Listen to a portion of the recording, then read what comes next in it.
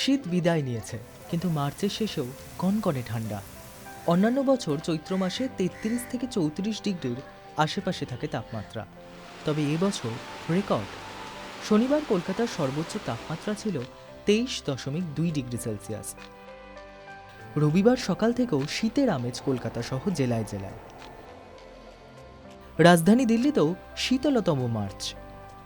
হাওয়া অফিস বলছে, কয়েকদিনের বৃষ্টি ও মেঘলা পরিবেশের দরুন এমন আবহাওয়া তৈরি হয়েছে। তবে কতদিন চলবে বৃষ্টি? মাথার ওপর থেকে দুর্যোগ কি সরছে?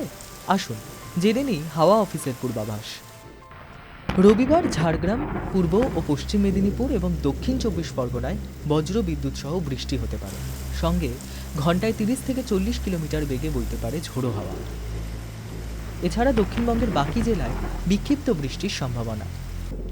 অন্যদিকে উত্তরবঙ্গে দার্জিলিং, জলপাইগুড়ি, কালিম্পং, আলিপুরদুয়ারে বুধবার পর্যন্ত বজ্র বিদ্যুৎ সহ বৃষ্টি হবে বলে পূর্বাভাস। ঘন্টায় 40 থেকে 50 কিলোমিটার বেগে ঝোড়ো হাওয়ার সতর্কতাও রয়েছে ওই জেলাগুলিতে। আবহাওয়া দফতর জানিয়েছে, রাজ্য জুড়ে আগামী 24 ঘন্টায় তাপমাত্রা 3 থেকে 5 ডিগ্রি সেলসিয়াস পর্যন্ত কমতে পারে। জি 24 ঘন্টা ডিজিটাল।